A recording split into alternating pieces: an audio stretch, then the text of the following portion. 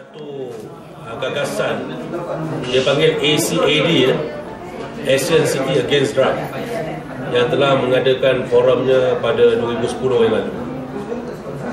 Kita Melaka sebagai salah satu daripada bandar yang menyertai forum ini, dan kita telah menandatangani satu pledge, satu ikrar yang kita akan menggariskan pelan-pelan tindakan ke arah membawa Melaka ke daerah sifar dadah pada tahun 2015. Tahun 2015 adalah lebih kurang 3 tahun daripada sekarang, dan sifar dadah ini tidak boleh berlaku secara pluck from the air. Tidak boleh kita dapat secara bercakap saja. Ia perlu mempunyai perancangan yang terperinci, yang dituruti dengan pelaksanaan yang terperinci. Perancangan dan pelaksanaan yang terperinci, yang pada kita perancangan itu termasuklah bagaimana kita mengembeling faktor-faktor utama di dalam pencapaian sasaran ini, iaitu faktor manusianya, faktor materialnya, faktor kaedahnya, metodologinya, dan faktor peruntukannya, money-nya. The 4M tu: man, material, method, and money. Ini adalah keempat perkara yang kita ambil kira di dalam kita menggariskan pelan-pelan tindakan ke arah membawa Melaka sebagai daerah dan negeri bebas dadah pada 2015. Lebih penting dari itu ialah kita mengetahui di mana kedudukan kita hari ini, where we are about today. If we want to go for drug-free society by the year 2015, in the year 2012, we must be able to tell ourselves where we are standing. Kalau tidak, masakan kita boleh sampai ke mana kita nak pergi kalau kita tak tahu di mana kita.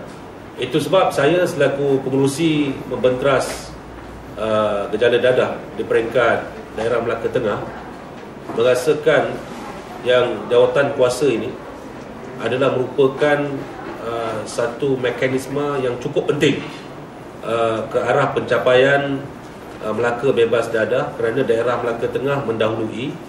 Melaka ada lebih kurang 800,000 penduduk. Melaka Tengah saja pada siang hari kita ada 500,000 penduduk.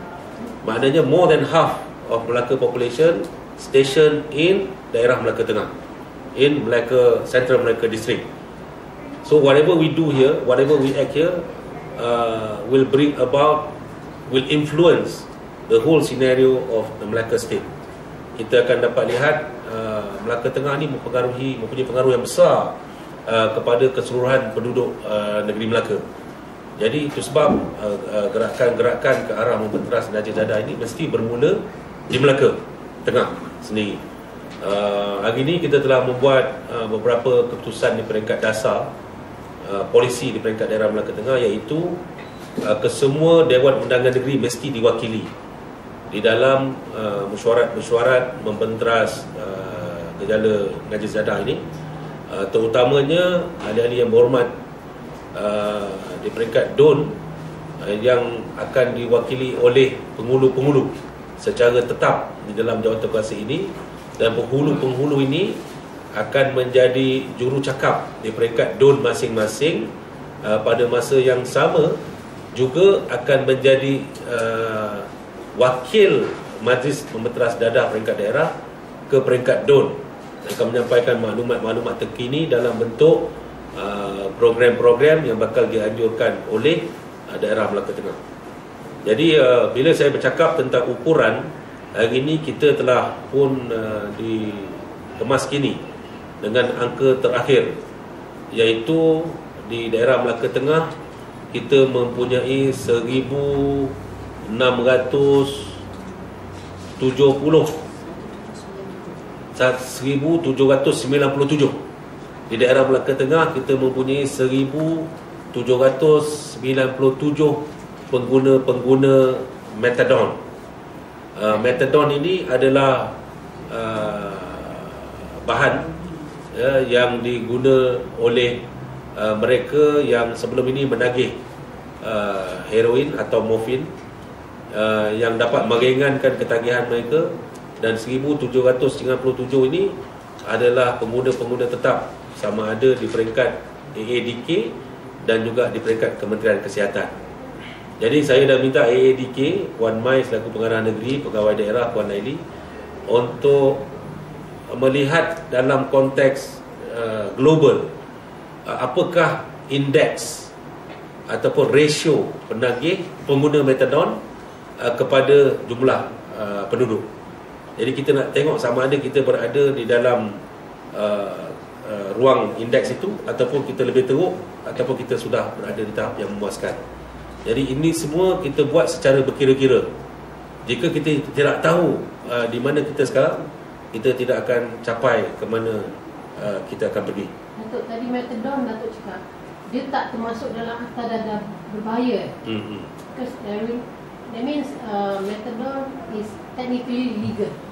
Methadone is legalized because we have already allowed pharmacies, private clinics, government hospitals, and also the anti-drugs agency to provide methadone to the patient.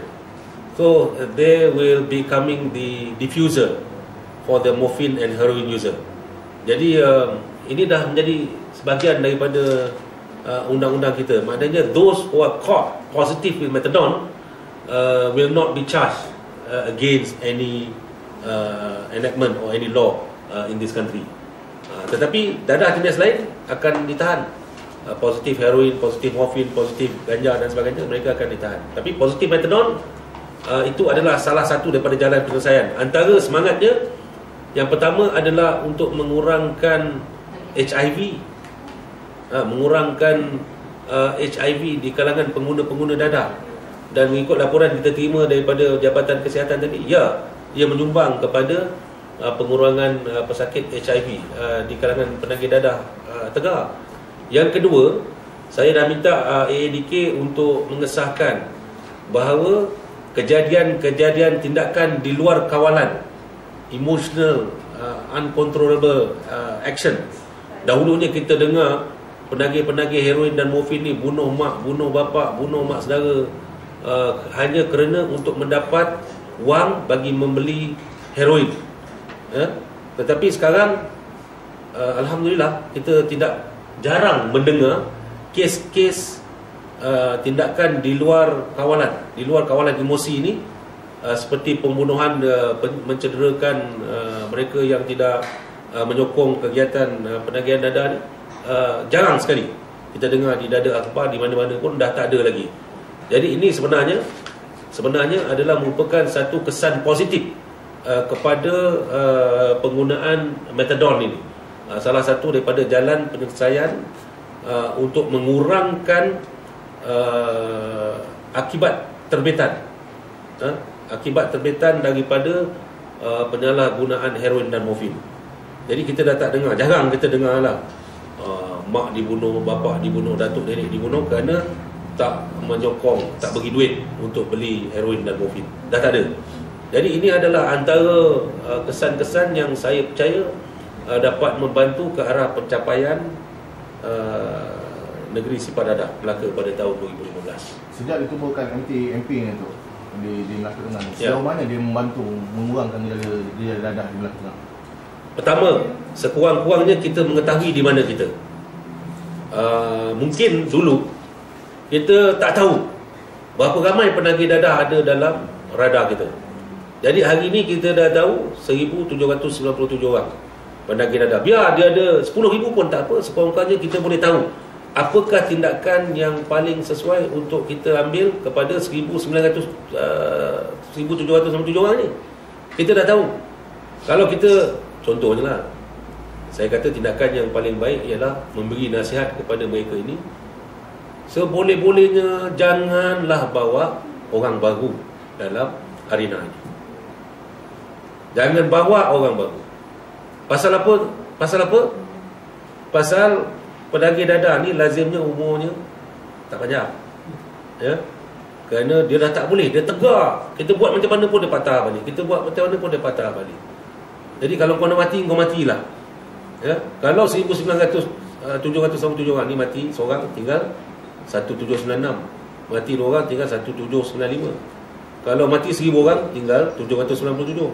Kalau mati lagi 797, tinggal kosong. Dia akan jadi kosong kalau dia tak develop, kalau dia tak bangunkan baru seorang penagih baru. Jadi kita beri kesedaran pada dia, dosa kau paling besar adalah bila kau bawa orang baru. Jadi biarlah kau berdosa dengan Tuhan dia. Biar kau berdosa dengan Tuhan dia. Jangan kau berdosa dengan orang baru ni. Pasal dosa dengan orang baru ni belum tentu dosa kau kena ampun. Kalau dengan Tuhan kau merayu, kau minta ampun Tuhan, mungkin Tuhan ampunkan. Jadi seburuk-buruk keadaan, biarlah kau seorang yang kena. Janganlah kau bawa adik kau ke, sepupu kau ke. Kau pasal kau orang ada kat Melaka, kau cakap macam ni lah. Kan, bahasa Melaka. Jangan bawa sepupu ke, saudara nak bawa ke, jangan. Kau seorang, kau mati habis. Jadi akhirnya capai kosong. Jadi bukanlah makna 2015 nanti kita harap 1797 ni akan mati. Tidak. Kita mengharapkan supaya ada kesedaran di kalangan civil society, di kalangan masyarakat umum tentang bagaimana pentingnya sumbangan mereka ke arah memberi kesedaran bahawa penagihan dadah ini adalah berpunca daripada kesedaran setiap individu dalam struktur masyarakat tentang peranan dan tanggungjawabnya untuk membenteras dadah. Itu sebab saya kata everyone has big, huge responsibility to bring about clean society from drugs, starting from now. Jangan kata ini bukan kerja saya, ini bukan tugas saya.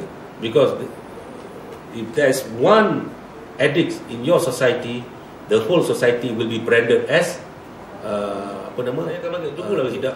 Memang aku bangun. Aku cakap pasal this is a true feedback. Saya bercakap bukan macam pembangkang, kan, main ikut emosi, bantai keliling apa semua, sikit-sikit politik. This is not about politik.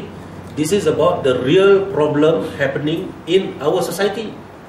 So bila kita bawa perkara ni di parlimen besok, kau jangan tak tulis. Masuk juga dalam media baru kan, menceritakan how the system works. Bila kita dapat daripada Jabatan Kesihatan, dapat daripada farmasi, dapat daripada AADK, true fact and figures. This is not a bluffing matters. Bila kita ada kekurang fahaman di antara tentera dengan kesihatan, umpamanya kesihatan kata if they are positive methadone, will you consider them as stable to perform their duty as a soldier? Kadang kata kita tak tahu, kita semak. So doktor kata saya semak dia positif methadone. So tentera pula kata dia tak tahu macam mana. Dan AADK pun kata is methadone legalized? Dia kata at the moment methadone is legalized. Kerana kalau positif methadone, you will not be detained. Kita tidak akan ditahan dan tak akan di-charge. Dan AADK pula kata gam lagi teruk. Gam lagi teruk because there is no law, there is no provision of law that boleh act against the gum distributor. Jadi benda-benda ni semua saya akan bawa lah. Urus dia lain. Nanti tulis lah. Saya pun dah beri, saya dah enlighten jawatan kuasa di PKD. Saya kata biarlah lawmaker dalam proses melaksanakan peranan mereka sebagai pengubah undang-undang, biarlah mereka membahas. Kita di peringkat daerah ini adalah pelaksana polisi. Pada saya dalam kaedah hak asasi manusia, dalam kaedah civil society dan juga dalam kaedah natural justice, masing-masing mempunyai pandangan dan mempunyai pendapat mereka sendiri di dalam pertama pendidikan, education, kedua di dalam pembinaan sistem undang-undang itu, the engineering of it, dan yang ketiga di dalam penguatkuasaan, the enforcement of the law, education of the law, engineering of the law, and the enforcement of the law. Jadi ketiga-tiga sana, kalau kita merasakan kita telah berada dalam kedudukan yang cukup sempurna, telah cukup tarbiyah yang kita laksanakan, telah lengkap infrastruktur kita, the engineering tadi, infrastruktur kita, sistem undang-undang semua orang dah tahu, ya, dan telah lengkap kita punya penguatkuasaan, maka bolehlah kita mengangkat diri kita ke dalam satu kaedah di mana kesedaran undang-undang ini sebenarnya tidak berlaku dari luar ke dalam. It's not from external to internalized. No, it is supposed to be from internal to external. Maknanya berlaku dalam diri kita dahulu, kemudian barulah keluar. Jadi kalau kita telah berpuas hati dengan bahana gejala dadah di negara kita, yang kita mahukan kita tergolong dalam society yang mengenal hak asasi dan sebagainya, saya tak nampak kita ada halangan ke arah memasukkan hukuman death mandatory kepada pesalah-pesalah pengedaran dadah di negara dan sebagainya. Tetapi kalau kita merasakan dadah masih lagi menjadi menace, gejala ataupun musuh nombor satu negara, maka undang-undang yang setimpal, yang menghukum dengan adil, yang boleh memberikan rasa takut, stern action kepada pesalah-pesalah perlu hadir, perlu wujud dan perlu dilaksanakan secara berkesan dan cekap. Jadi pada saya, ia adalah antara penilaian ke semua spektrum dalam kehidupan di negara kita. Kalau kita telah berpuas hati dengan kedudukan kita hari ini, maka kita boleh mengangkat sistem hukuman kita ke satu peringkat yang lebih baik sebelum dengan orang lain. Tetapi kalau kita masih lagi rasakan yang masyarakat kita masih lagi perlu sistem perundangan, sistem penguatkuasaan dan pendidikan ke arah masyarakat bebas dadah yang memahami kesan-kesan serta akibat masa hadapan bangsa itu sendiri, kita boleh kekalkan. Itu semua bergantung pada kedapatan. Saya dah beri panjang lebar tadi. Kalau kita dah berpuas hati dengan angka-angka yang ada, 1,797 penagih dadah di Melaka itu berada dalam lingkungan yang boleh diterima oleh kita, maka pemasuhan tu boleh berlaku. Tetapi kalau kita merasakan masyarakat kita masih lagi dalam gejala yang menace, yang teruk, yang tak terus, dengan penagihan dadah masa depan yang blur dan sebagainya, saya berpandangan ia perlu dikekalkan. Itu pandangan saya. Maknanya ia tidak boleh berasaskan kepada satu faktor. No one single solution for this issue. It has to be all spectrum. All spectrum has to be taken into consideration before we go about demolishing or abstaining this provision. Itu pandangan saya lah. Jadi berasaskan kepada ukuran sama ada kualitatif ataupun kuantitatif. Kualitatif tu maknanya berasaskan kepada angka fakta. Kuantitatif angka dan fakta. Kualitatif daripada persepsi, impresi dan juga tanggapan masyarakat di bawah. Terima kasih.